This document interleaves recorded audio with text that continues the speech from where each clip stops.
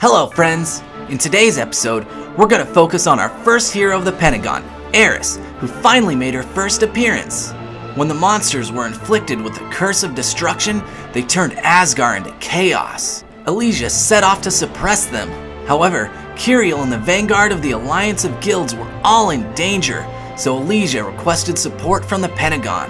The Pentagon is a group comprised of Asgard's 5 strongest guild leaders, and is currently committed to supporting Elysia's monster suppression. The Pentagon also created the Alliance of Guilds. Aris is the first hero among the members of the Pentagon to make an appearance in 7 nights. Aris is also the leader of the guild, Blissful Grief. This guild was created by members of a wandering troupe who used to perform around the lands of Asgard. Aris's mother was the original guild leader. Not long ago, Aris made a deal with an earth dragon to protect her guild from the war that raged on in the blazing desert. However, the earth dragon tried to take over Aris's body rather than coexist with her. This is why Aris always wears a necklace, to keep the earth dragon from successfully taking her over. After her mother's death, Aris became guild leader and used her position to help out refugees. Later, she gathered together the land's wandering troops and created a culture of peaceful interaction with them and the citizens. Aris always battles on the front lines, and she's known as the aloof yellow smoke. She was given that name because yellow smoke rises from her body whenever she uses the earth dragon's power.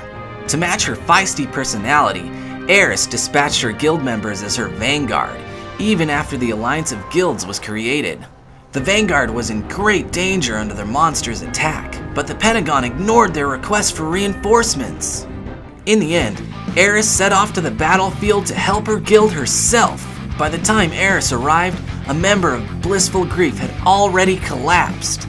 Aris spoke to Kiriel, who was helping the collapsed guild member back to their feet. Although Aris looks like a pretty girl, she speaks like a sleazy old man. She turned to Kiriel, who didn't even know her, and said, "Oh, you're a pretty one, so I'll explain this to you personally. Listen up. Your hands are too pretty to be an archer." Even in the affinity chart, it seems like there just might be something between them. Seems like she's the queen of flirts. Aris then wipes out the monsters that Kiriel and the vanguard struggle to fight off. Aris is just as fierce with her words as she is with her weapons. "The old man is finally here? Don't nag me when you got here late. If you're not going to be of any help, at least know how to take a hint." She may very well be the fiercest character we've had the pleasure of meeting so far. Aragon, in desperate need of the Pentagon's support, tried his best to deal with Aris and her whims. Aragon eventually issued an order to retreat and said he would lead Aris to headquarters, where Elysia was waiting.